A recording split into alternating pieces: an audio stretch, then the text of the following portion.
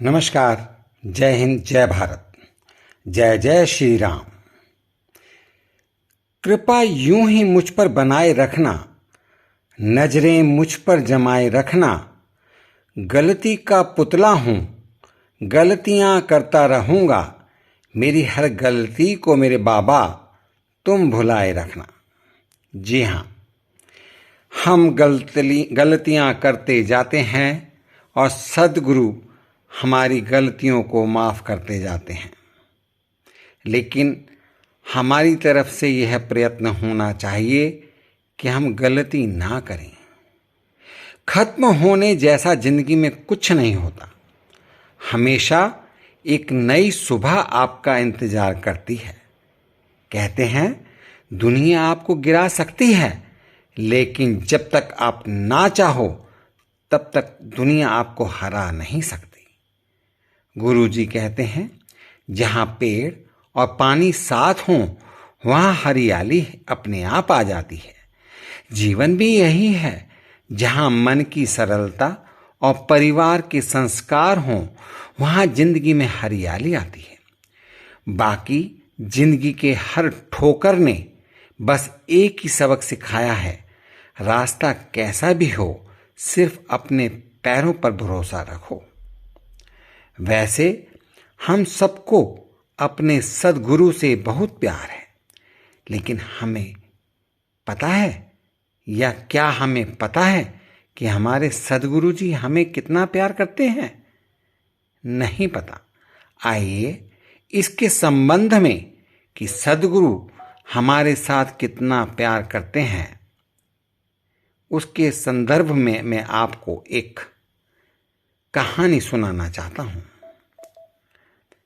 एक परिवार था जो अपने सद्गुरु से बहुत प्यार करता था। वो लोग कहीं भी बाहर जाते तो अपने सद्गुरु की मूर्ति के सामने माथा टेकते थे, और जब वापस आते थे तो भी माथा टेकते थे और अपने सद्गुरु का शुक्रिया अदा करते थे। ये काम घर का प्रत्येक व्यक्ति करता था।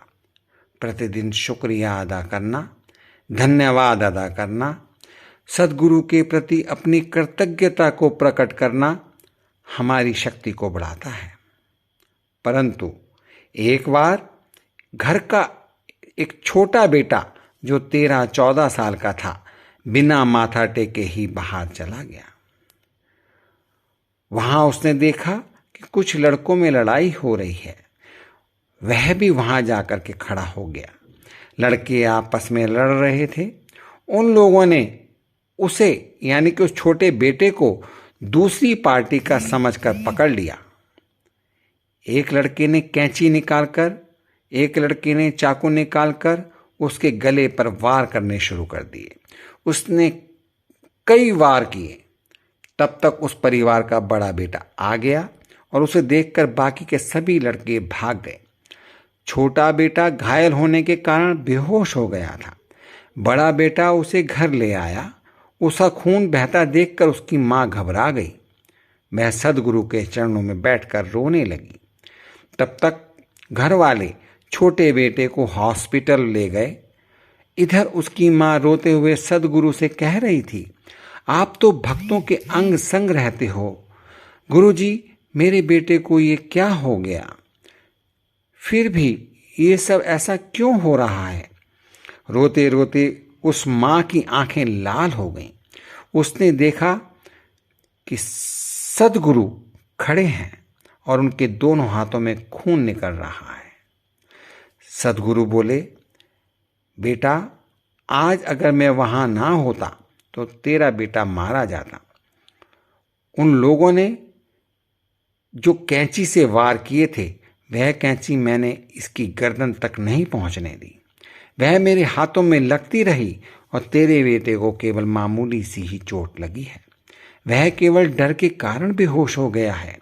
वो आज सुबह माथा टेके बिना और दर्शन करे बिना ही घर से निकल गया था। होना कुछ और था, लेकिन टल गया।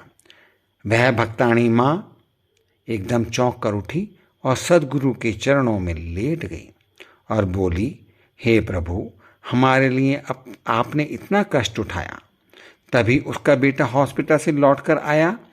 उसके पिता ने बताया कि अब सब ठीक है, बस थोड़ी सी चोट आई है। तभी छोटा बेटा बोला, पिताजी मुझे सदगुरु जी ने बचाया है। कैंची तो उस लड़के ने और चाकू तो उस लड़के ने लगातार मेरे गले पर मारे थे, लेकिन मेरी फिर भी चोट बहुत कम लगी। तब उसकी माँ ने उसे पूरी बात बताई। सुनकर छोटे बेटे ने कहा, आज के बाद मैं कभी भी सदगुरु जी को माथा टेके बिना कहीं भी नहीं जाऊंगा। हमें भी अपने सदगुरु के ऊपर पूरा विश्वास करना चाहिए। कहीं भी आते जाते हमें सदगुरु के दर्शन करके आना जाना चाहिए और हर वक्त सदगुरु का शुक्रिया, धन्यवाद अदा करते रहना चाहिए।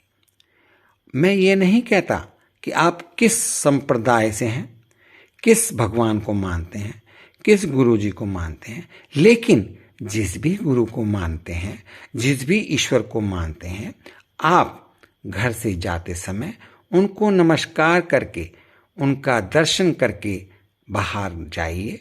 काम करने के पश्चात अपना शाम के समय जब आप आते हैं, घर में आने के बाद पुनः उस सदगुरु को प्रणाम कीजिए।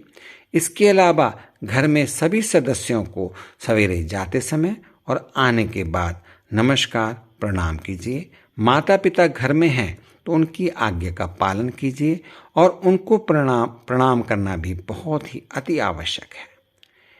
इसके अलावा मैं सिर्फ इतना ही कहूँगा, प्रेम सिर्फ अपने काम और ईश्वर से करो, क्योंकि ये दोनों कभी धोखा नहीं देंगे। इन्हीं